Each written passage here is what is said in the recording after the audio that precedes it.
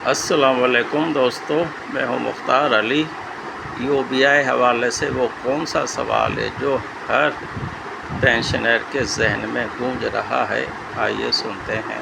ایک ایسا تلخ سوال ہے جو پاکستان کے ہر شہری کے ذہن میں گردش کر رہا ہے۔ اس صورتحال کے پیچھے معاشی نظام کی کچھ ایسی پیچیدگیاں ہیں جو عام آدمی کے لیے اکثر ناانصافی کا احساس پیدا کرتی ہیں۔ اس پورے معاملے کے بنیادی نکات یہ ہے: UBI کے فنڈ میں ہر ماہ مسلسل اضافہ ہو رہا ہے، لیکن اس کے استعمال اور تقسیم کے طریقہ کار پر سوالات اٹھتے ہیں۔ دوسری طرف UBI کے فنڈ میں واضح اور مستقل پالیسی کی کمی اور غیر شفافیت لیک آف ٹرانسپیرنسی کا تعصب پایا جاتا ہے۔ UBI کی کٹوتیوں کے باوجود کئی ریٹائرڈ ملازمین کو صرف منیمم پینشن دی جاتی ہے، حالانکہ ان کی شراکت اس سے زیادہ حق کی نشاندہی کرتی ہے۔ پینشن میں بروقت اور تسلسل کے ساتھ اضافہ نہ ہونا بھی ایک بڑا مسئلہ ہے، اور یہ واضح نہیں کیا جاتا کہ فنڈز کی مجموعی صورتحال کیا ہے۔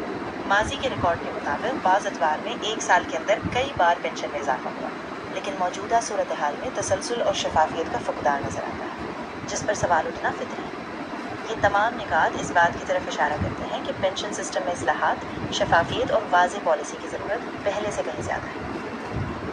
جب حکومت پیٹرول کی قیمتیں عالمی منڈی کے مطابق بڑھاتی ہے تو اس کا جواز بھی یہی دیا جاتا ہے کہ یہ عالمی قیمتوں کے حساب سے طے کی جاتی ہے۔ لیکن پھر یہی سوال کھڑا ہوتا ہے، جب مہنگائی عالمی سطح پر آتی ہے تو مزدور کی مزدوری، ملازمین کی تنخواہیں اور پینشنرز کی پینشنز بھی عالمی معیار کے مطابق کیوں نہیں بڑھتی؟ یہ دوہرا معیار ناقابل قبول ہے۔ معاشی انصاف اسی وقت ممکن ہے جب آمدن اور اخراجات دونوں عالمی حالات کے مطابق طے کیے جائیں۔ حکومت کو چاہیے کہ UBI کے تحت پینشنرز کے لیے ایک خودکار نظام نافذ کرے تاکہ جیسے ہی مہنگائی یا پیٹرول کی قیمتیں بڑھیں، پینشن بھی اسی تناسب سے بڑھائی جائے۔ یہ محض معاشی معاملہ نہیں، بلکہ ہماری پینشنرز کی عزت نفس اور وقار کا مسئلہ ہے۔ انہوں نے پوری زندگی اس ملک کی خدمت کی، اب ہمارا فرض ہے کہ انہیں باعزت زندگی دیں، نہ کہ مہنگائی کے رحم و کرم پر چھوڑ دیں۔ UBI، پینشنرز کے حقوق، مہنگائی، معاشی انصاف۔